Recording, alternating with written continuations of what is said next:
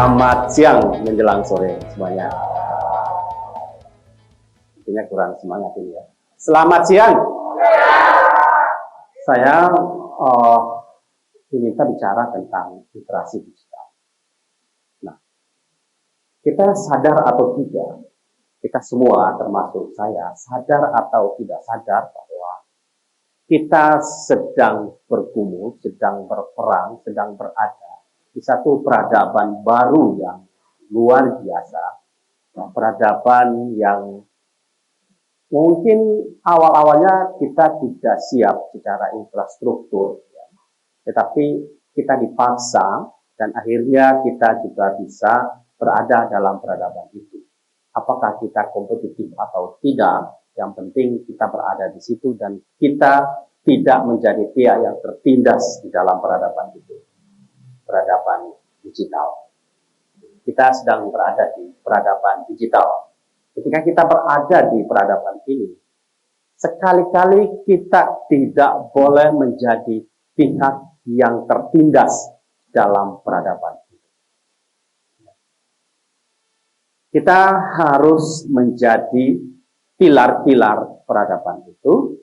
Kita juga hendaknya sebagai pihak yang dapat mencatat, ya, dapat mencatatkan dokumentasi di dalam peradaban ini.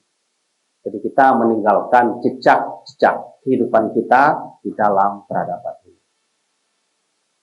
Entah jejak itu baik atau buruk, positif atau negatif, itu soal lain. Ya. Dunia, saya menulis judulnya ini, saya mencoba menulis digital itu kehidupan. Jadi digital itu adalah kehidupan. Bukan kehidupan digital. Digital itu adalah kehidupan. Dunia digital telah menjadi inheren dengan kehidupan kita. Ini ya nyambung ya. Jadi dunia digital yang sekarang tadi saya bilang peradaban itu inheren dengan kehidupan kita. Sudah tidak bisa dipisahkan lagi. Tadi Kang Yus sudah ngomong sebegitu panjang, begitu luas, bagaimana kita bermigrasi dari satu sikap hidup, kita bermigrasi dari satu peradaban kehidupan mekanik dan kehidupan analog, dulu masih ingat ya, analog, ke satu kehidupan digital. Ada salah satu negara kecil di dunia. Negara ini penduduknya 10.472 orang saja. Jadi 10.472 orang negara penduduknya. Itu lebih kecil dari satu kelurahan di Kota Bogor atau lebih kecil dari satu desa di Kabupaten Bogor. Ya. Namanya Tuvalu. Negara Tuvalu. Tuvalu itu satu negara kecil yang berada di Pasifik Barat. Ya. Jadi di Pasifik itu banyak negara-negara kecil. Ada Fiji, ada Vanuatu, ada beberapa negara-negara kecil di situ. Tapi Tuvalu adalah salah satu negara kecil. Negara ini berada di Pulau Karang, di beberapa pulau di situ, dan luas daratan Tuvalu itu kira-kira 26 km saja. Jadi kalau saya dari Grapena ke sini, ya kira-kira 30 km lah ya. Berarti lebih jauh, lebih luas. Gitu. Ya. Nah, titik tertinggi dari pulau-pulau itu di negara itu adalah 5 meter di atas permukaan laut. Artinya apa? Begitu datang gelombang, datang ombak besar, maka sebagian dari negara itu tenggelam. Sudah diukur, diperhitungkan, dalam waktu yang tidak terlalu lama, Tuvalu secara teritorial akan hilang. Dihancurkan oleh gelombang, entah itu tsunami, entah itu karena pengaruh cuaca, dan lain-lain. Tetapi hebat apa yang terjadi. Secara teritorial negara ini nanti tidak ada. Tetapi negara ini tetap ada sebagai negara. Di mana? Di dunia digital. Vanuatu sudah mendeklar bahwa inilah negara digital pertama di dunia. Tuvalu ini tenggelam. Maka mereka akan berada di mana saja di seluruh Indonesia, memegang paspor ini seluruh Indonesia. Dan dari situlah mereka bernegara sebagai rakyat, sebagai pemerintah, entah pemerintahnya mungkin di Amerika, ada rakyatnya mungkin di Papua, ada juga di Indonesia, ada di mana-mana, tapi mereka tetap sebagai negara. Negara yang dikembangkan secara digital. Segala-galanya akan dikembangkan secara digital. Satu. Yang kedua, juga digital ini dijelaskan oleh pemerintah Tuvalu supaya jejak peradaban, kebudayaan Tuvalu ini tetap ada di dalam kehidupan. Jadi, negara digital. Karena itu, saya berpikir tadi, saya bilang begini, ini ITB Finus ini, bagaimana kalau kita membuat universitas digital? Kampusnya sini tidak perlu besar, cukup ini aja, jadi kantor aja. Jadi mahasiswa itu ada di seluruh dunia di sini. Bisa puluhan ribu, ratusan ribu orang bisa kita kembangkan. Dikembangkan dari sini aja. Jadi mahasiswanya bisa ratusan ribu mahasiswa.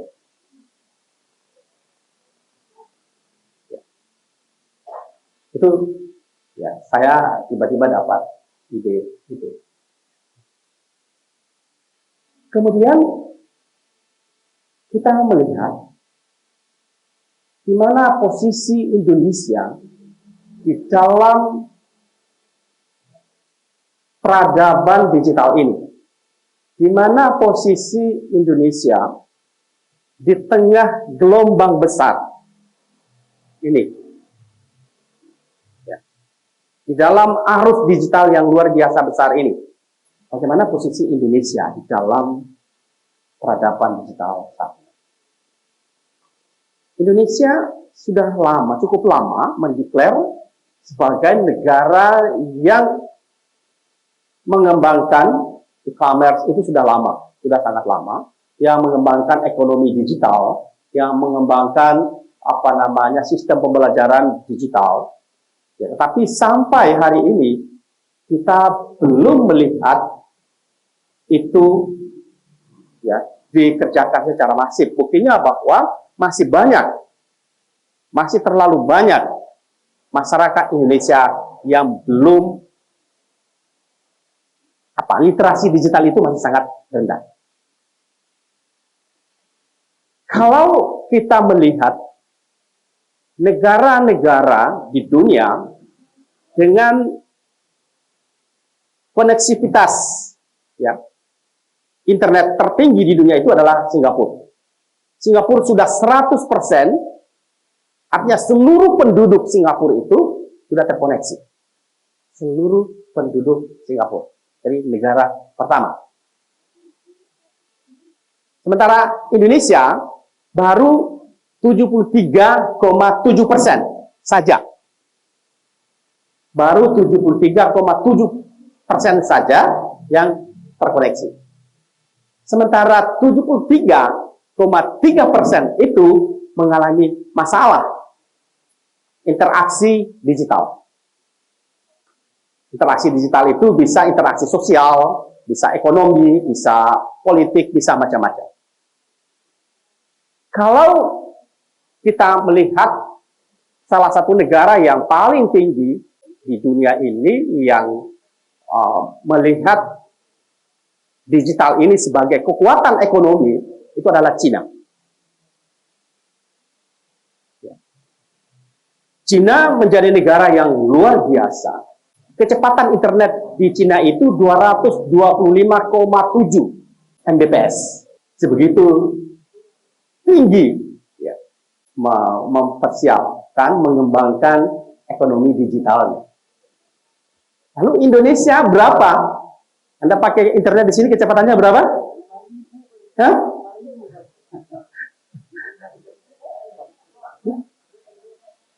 Di Indonesia ini hanya 42,3 Mbps per second. Dan itu urutan ke-99 di dunia. Itu sebetulnya sudah relatif baik, tapi masih kita merasakan. Tetapi pemerintah sudah mendeklar bahwa ekonomi negara ini adalah ekonomi yang berbasis digital. Begitu ekonomi kita ini deklar sebagai ekonomi yang berbasis digital, maka infrastruktur digital itu benar-benar menjadi hal yang utama sehingga bisa membackup dinamika ekonomi yang dideklar itu. Nah, jadi kita melihat apa yang terjadi dengan realitas yang ada sekarang, ya. Kemarin memang ada peluncuran satelit di Amerika dengan tujuan untuk menaikkan kapasitas internet di Indonesia. Tetapi di tengah peluncuran satelit itu, Menteri Kominfo ditangkap dengan tuduhan berapa triliun? 8, ya. Korupsi 8 triliun. Yang dikorupsi itu apa? Yang ini. Membangun BTS di seluruh Indonesia itu.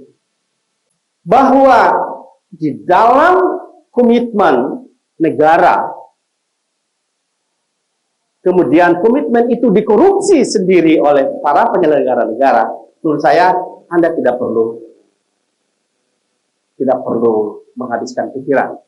Tetapi bagaimana Anda benar-benar bisa hadir sebagai manusia digital. Apa saja saat ini dilakukan secara digital dalam beberapa, terutama masyarakat urban, ya. Anda tadi misalnya Kang Yus bilang tidur dengan handphone, ya. Tidak hanya itu, karena ada resikonya juga kalau lihat handphone terus menerus. Jadi ada resikonya. Ada satu riset di India mengatakan dari 500 sekian orang, ya, di riset, dan ini juga ada negatifnya di riset, untuk menggunakan handphone secara terus-menerus selama 4 jam, entah itu mereka menonton video, main game, atau apa saja, non-stop selama 4 jam, kemudian diuji. Hasilnya adalah 56% dari mereka mengalami masalah dengan mata. Kita juga memang harus bijak di dalam kita berinternet. Kita melihat apakah digital ini hanya berlaku atau lebih digunakan di dalam interaksi atau transaksi ekonomi, di dalam kepentingan ekonomi dan sosial. Ternyata tidak. Tadi kita melihat Tuvalu sudah mengumumkan dia sebagai negara digital pertama di dunia.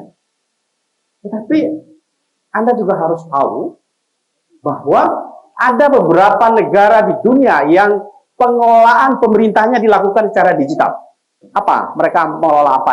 Itu adalah pelayanan, ya, pelayanan sosial, kemudian pelayanan perizinan, kemudian perpajakan, kemudian beberapa hal yang lain itu dilakukan secara digital. Kalau secara digital, maka tidak perlu ketemu, tidak perlu datang ke kantor, atau tidak perlu melalui mekanisme manual atau mekanisme yang sifatnya analog, tapi digital. Itu yang pertama adalah Denmark.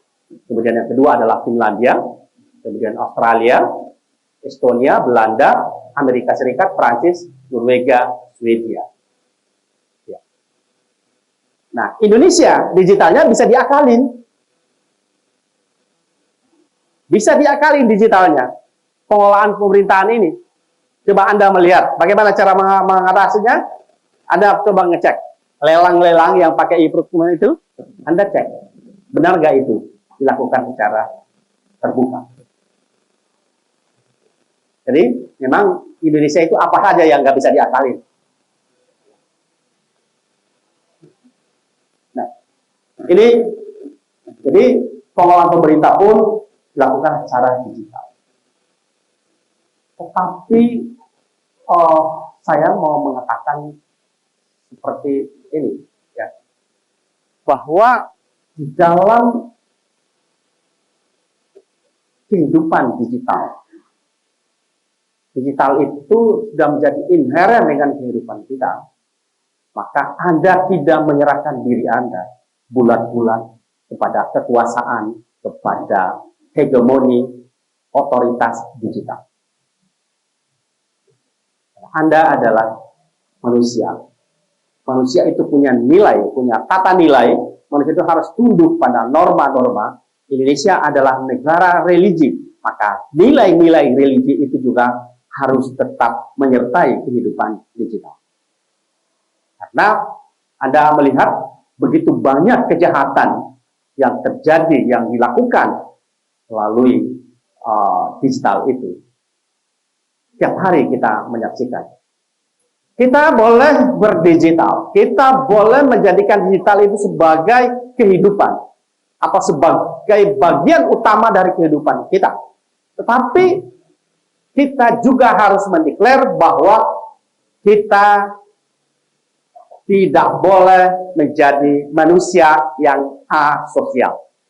Karena manusia itu adalah makhluk sosial. Karena itu kita tidak boleh